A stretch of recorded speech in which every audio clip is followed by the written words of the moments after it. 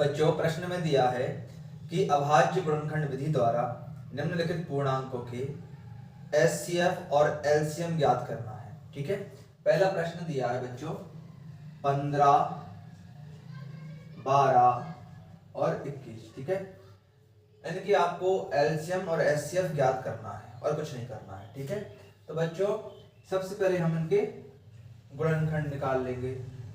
15 की गुणनखंड करेंगे, 5 15, 5 एकम 5। ठीक है, यहाँ पर हम 12 के करेंगे, 2 6 12, 2 3 6 और 3 एकम 3।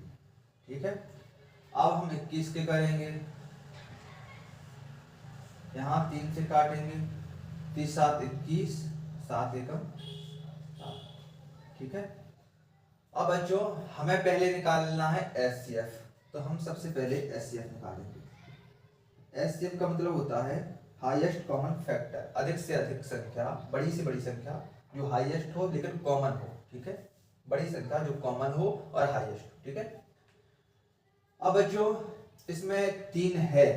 ठीक है ना, इसमें 3 है, इसमें भी 3 है, इसमें भी 3 है, तो हम यहाँ पर 3 लिख लेंगे। ठीक है, इसमें 5 है, इसमें 5 नहीं है, इसमें भी 5 नहीं है।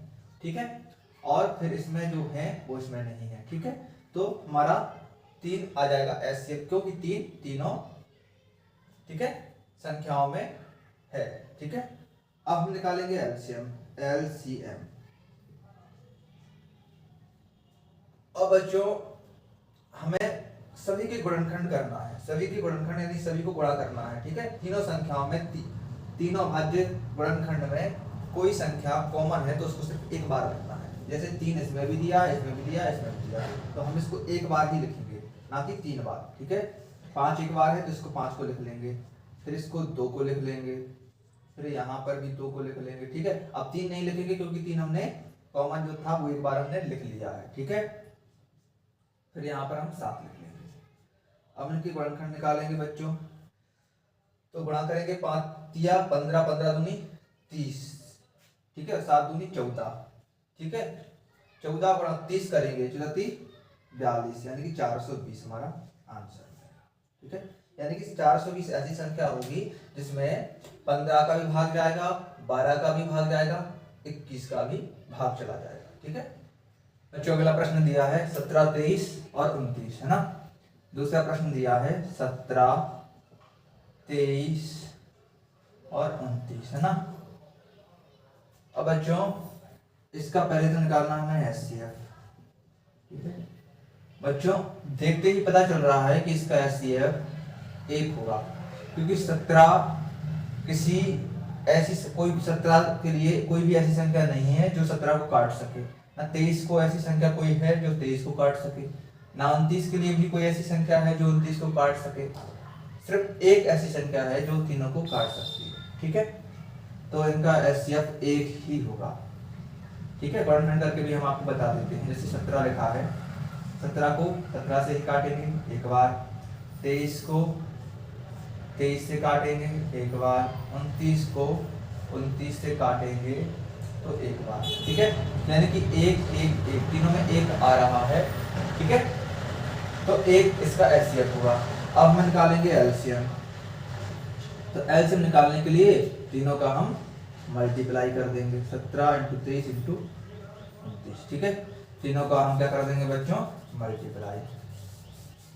ठीक है,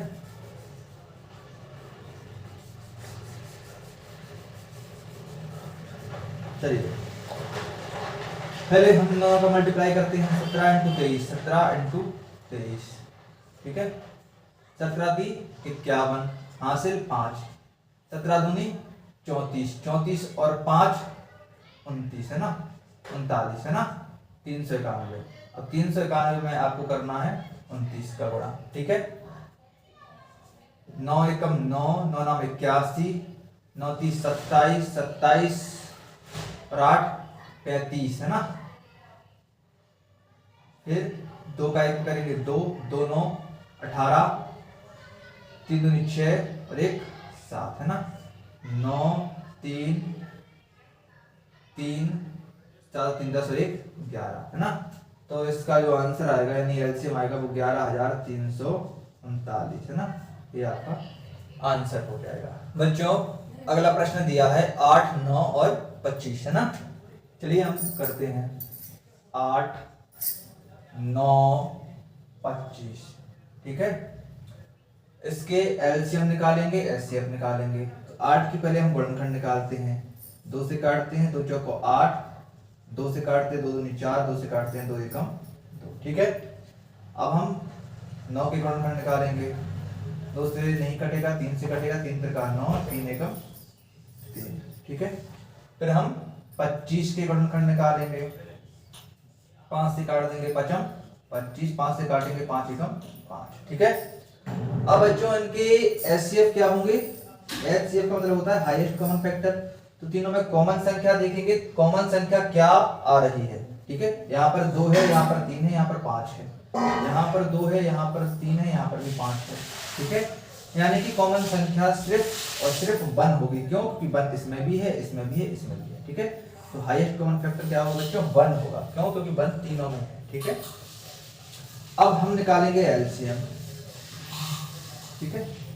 एलसीएम निकालेंगे तो एलसीएम निकालने के लिए हम सबका मल्टीप्लाई कर देंगे। जैसे 2 into 2 into 2 into 3 into 3 into 5 into 5 यानी कि सभी संख्याओं का हमने आपस में मल्टीप्लाई कर दिया ठीक है। 2 दूनी 4, 4 दूनी 8, 8 3 24, 24 72। यहाँ पर हो गया 72, यहाँ पर हो गया 25 है ना। 25 दूनी कितना होता है 50 ठीक है। कैरी कितनी आई 5, 25 सत्ते 150 है ना। 150, 150 और 5 कितने हुए 155। यानी कि इसका एलसीएम कितना आएगा बच्चों वो आएगा 1550। कितना आएगा बच्चों 1550। कितना आएगा 1550। ये आपका आंसर हो जाएगा।